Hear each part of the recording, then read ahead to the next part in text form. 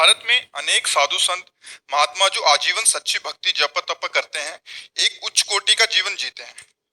उनको शायद शरीर त्यागने पर दोबारा जन्म ना लेना पड़े, पर संसारिक और सामान्य दृष्टि से उनका जीवन बहुत कठोर और कष्टपूर्ण होता है।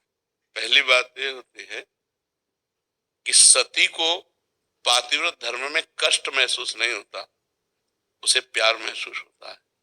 व्यभिचारिणी को एक पति के अधीन रहने में कष्ट का अनुभव होता है। समझ पा रहे ना हम?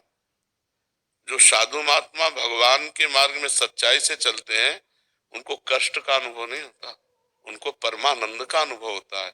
अगर कष्ट का अनुभव हो तो चला ही नहीं जा सकता। क्योंकि हम चले हैं, ये नहीं होता कि भाई आप अनुमान करके कह रहे हो, हम उसे जिए हैं। वो साधु महात्मा का जीवन गुरु भगवान की कृपा से जिए हैं। 13 वर्ष की अवस्था से लेके अभी तक जो भी आयु है उसे जिए हैं। तो कष्ट का अनुभव थोड़ी होता है। 5-5 दिन 6-6 दिन भोजन नहीं मिला तो एक आनंद का अनुभव होता है, एक अद्भुत आनंद। उसी आनंद की उमगन में हर कष्ट सह जाए। माता पिता से बिछो, स्त्री भोग का त्याग, रसेंद्री जनेन्द्री के भोगों की तरफ से पूर्ण उदासीन, गर्मी सर्दी बरसात मान अपमान निंदा स्तुति सबको सहते हुए, क्योंकि एक परमानंद का अनुभव होता है, उसमें कष्ट नहीं होता।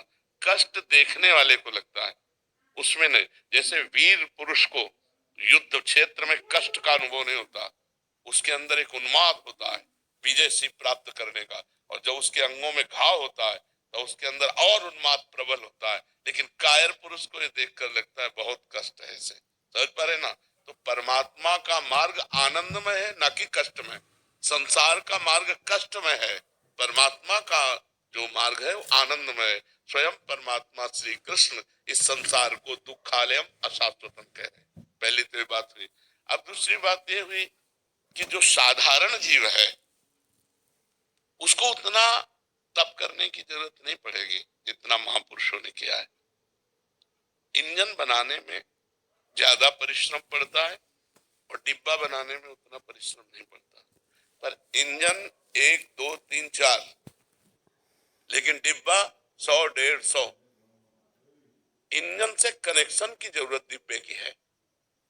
अगर ठीक कनेक्शन है तो इंजन में 1 2 3 4, लेकिन डिब्बे में 100-150 लोग वहीं पहुंचेंगे जहां इंजन पहुंचेगा। तो हम लोग जो संतों का आश्रय लेते हैं, अनुसरण करते हैं, उनकी आज्ञा पे चलते हैं और खाते पीते मौज मस्ती से हम वहीं पहुंच जाते हैं जहां संत कष्ट करके पहुंचते। क्या सभी को प्रेम प्राप्ति और आनंद की प्राप्ति होती है अंत समय में? नहीं। लक्ष्य क्या था? कल्याण, आनंद और प्रेम, 3 स्टेशन हैं।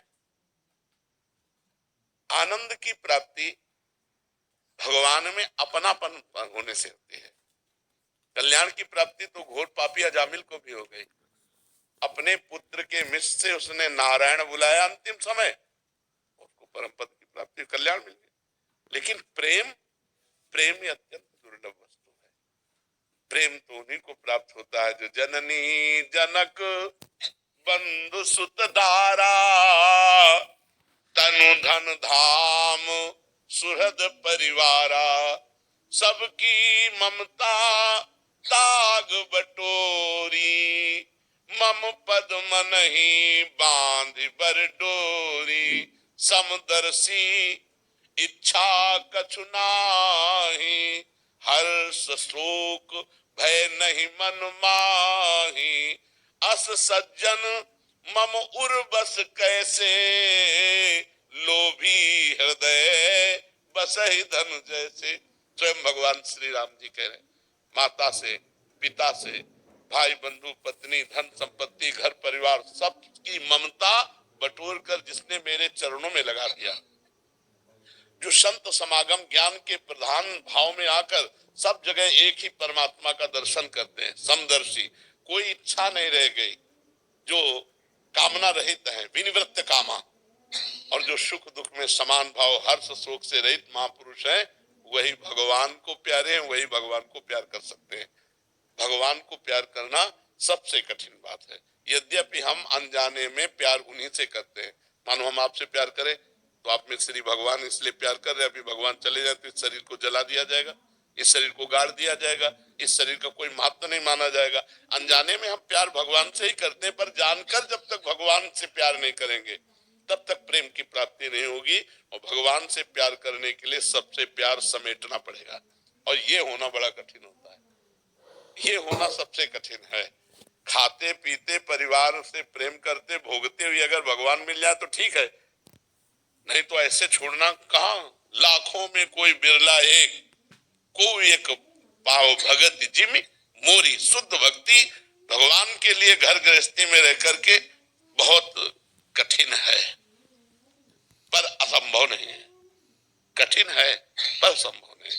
यदि हम नाथ सकल संपदा तुम्हारी, है सेवक समेत सुत नारी।